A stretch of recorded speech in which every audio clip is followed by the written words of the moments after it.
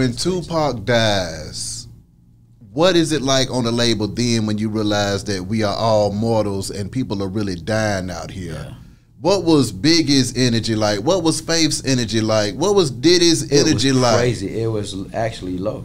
Yeah. Like, you know what I'm saying? Like it wasn't like nobody, like everybody was just basically like, wow, man, this is crazy. You know what I'm saying? And you know, for myself, I'm like, man, I love Tupac. I love his music. Yeah. I'm from here, so you know we play Tupac all day long. You know what I'm saying? It's just like, that's what you said something about, like when you was just saying reality versus what you think. You know what I'm saying? Like the stuff dreams that's out there, the dreams, and what's out there, just put out there versus the reality. You talking about real people's lives out here. Yeah. So, you know what I'm saying? Bad Boy, you know what I'm saying? That affected all of us. You know what I'm saying? Like, and, you know, that's very unfortunate. Then you fast forward and the same fate happens to Biggie. Which was really hard to embrace, because here we were right there at the awards joint. If you right before he left, there was the BET Awards, you know what I mean? And we were on the stage with him. You know what I'm saying? When he said the infamous "What's up, Cali?" Yeah. You know what I'm saying? And it was just like, you could feel it. But see, what people didn't know was Big was so excited. He had just mixed and mastered the Life After Death album. Yeah. And here he is blaring it. And he was saying, like, it's crazy. Like, to hear somebody say, I'm finally about to be able to live like how I'm about to take care of my family. I'm about to do this. He's saying these things. And you know, all us being from the hood, we all know what that is like. And you just think of somebody, you ride with them, and then all of a sudden you've been through everything, and then all of a sudden you're seeing something happening, and it's like it's finally about to happen for them. You want something, so you living through it. All of us, for us, it's family. Yeah. And you know what I'm saying? And then all of a sudden it's just like gone. And you get a phone call, he's dead. What? You know what I'm saying? So that's crazy. So that's why I'm saying, like, you know, it just, you know, it was hard. And then singing at the funeral, and then knowing, like, in your mind, like, dang, I could just still hear his voice. Like, we be in New York, he's right there. Like, we kicked it with him. This wasn't like, no, oh, you're on the same label, but y'all over here and then over here.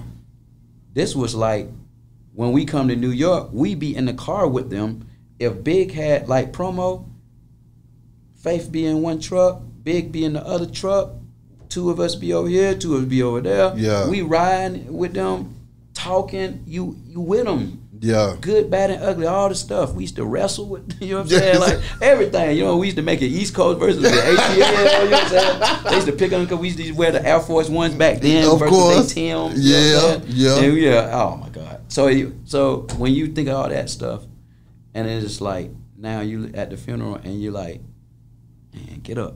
Like, yeah. But knowing that's it.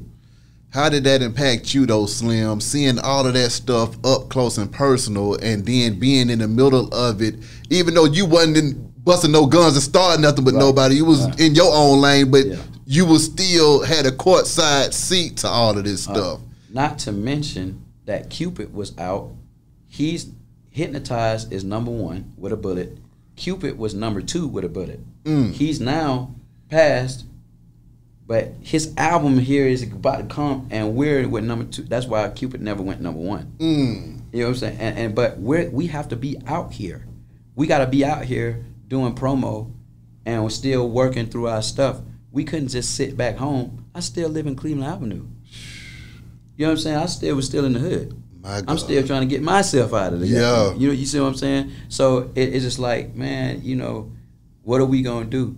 So big shouts out to all our team at the time, Barry and all of us. We're like, and, you know, helping, you know what I'm saying, all of us out there, and just